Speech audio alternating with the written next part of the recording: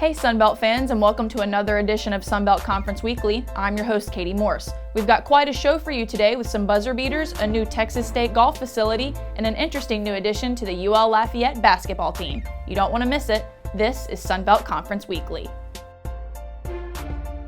The UT Arlington Student Advisory Committee has once again won the Sunbelt Community Service Competition for the month of December, after raising over $300 and holding a toy drive. Let's take a look at how a few Mavericks made a big difference. UT Arlington Student Athlete Advisory Committee is the back-to-back winner of the Sunbelt Community Service Initiative, claiming the award for the month of December. Several UTA athletics teams participated in the Salvation Army's Ring the Bell campaign, raising $345 in just 2 days. And the Mavericks still weren't finished. Student athletes also collected toys that were donated to Mission Arlington. The Texas State Athletic Department announced their new state-of-the-art men's and women's golf practice facility in Kyle, Texas, complete with video playback analysis technology and even a club repair station. We got an exclusive look at the Bobcats' new home. Let's check it out. The Texas State Athletic Department announced the opening of the Jim and Carol West golf practice facility at Plum Creek Golf Course in Kyle, Texas. A decade-long dream of coaches Jim Bob Jackson and Bill Woodley, the facility features 2 indoor hitting bays equipped with digital V1 motion analysis and video feedback. In addition to the hitting bays, the facility boasts a team meeting and lounge room and a hydration station. The women's spring season begins with the Texas State Spring event at Landa Park in New Braunfels on Sunday, February 14th. The men will begin at the UTSA Oak Hills Invitational on February 8th in San Antonio. The UL Lafayette men's basketball team gained a new player this week, and it was someone quite familiar to Cajun Nation. Elijah McGuire, the 2015 Sunbelt Football Player of the Year, will take his talents from the gridiron to the hardwood. Let's check it out. Head men's basketball coach Bob Marlin and head football coach Mark Hudspeth announced on Monday that Ragin' Cajun football standout Elijah McGuire has joined the men's basketball team. McGuire, the 2014 Sunbelt Conference Player of the Year and Offensive Player of the Year, was a two-sport athlete at Vanderbilt Catholic High School, where he was the Terriers' starting quarterback and an all-district guard on the basketball team. The 5'11" product led the Ragin' Cajuns on the gridiron in 2015 with 1,058 yards and 13 touchdowns. Elijah came to us as a freshman. He's wanted to play since he enrolled in school here. When school started back last week, he came to us Tuesday, came to practice Tuesday and sat and watched practice and said that he was ready to go. Our guys know Elijah. He's obviously one of the best, if not the best athlete on this campus. McGuire will don a Cajuns basketball jersey for the first time on Thursday night as the Cajuns take on South Alabama in the Cajun Dome at 7:15. The conference race in Sunbelt men's basketball is heating up as several upsets dominated the Saturday slate. Let's check out the highlights. Saturday was filled with big overtime wins and standing-shattering upsets as Little Rock and Arkansas State are tied for first in the league, both with 5 wins and 1 loss.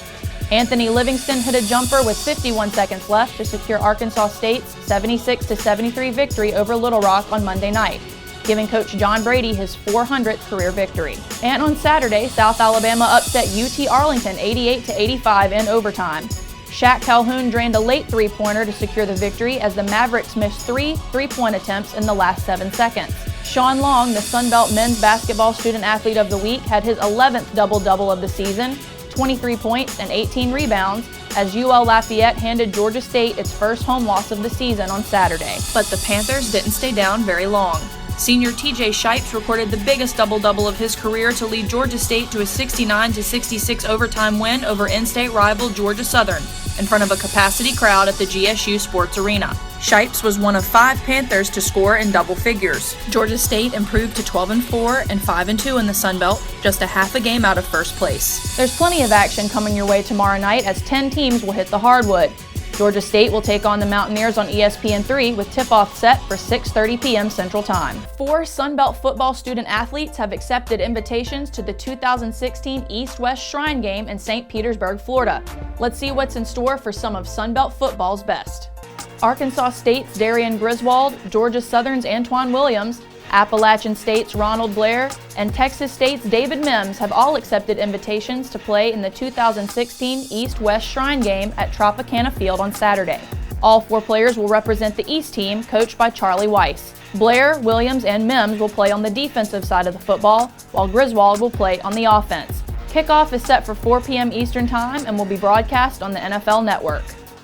Sunbelt women's basketball saw some huge performances over the weekend as UL Monroe defeated Georgia Southern in the final seconds, Arkansas State remained undefeated with a win over App State, and the Student Athlete of the Week set some school records. Let's check out the highlights. Arkansas State continued its streak in league play, defeating Appalachian State 83-60.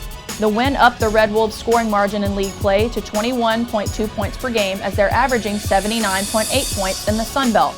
Troy's Ashley Beverly Kelly is the Sun Belt Student Athlete of the Week. With at least 20 points in each of her last 5 games, Beverly Kelly's career scoring total is up to 1,621 points, the most by any player in Troy's 23-year Division I history. And in the biggest nail-biter of the night, Deja Chase lifted ULM to a dramatic 50-49 victory over Georgia Southern with a buzzer beater in the final seconds. In the tremendous comeback win, ULM just used 7 players all game. And there are 4 more games coming your way on Thursday, rolling from 12 to 5 p.m. For more information on where you can watch, visit sunbeltsports.org. And that wraps up another edition of Sunbelt Conference Weekly. Be sure to tune in tomorrow and this weekend for plenty of Sunbelt basketball on ESPN3. And join the conversation during the game, following the Sunbelt on Instagram, Facebook, and Twitter. For all of us here in New Orleans, I'm your host, Kati Morse, and as always, thanks for watching.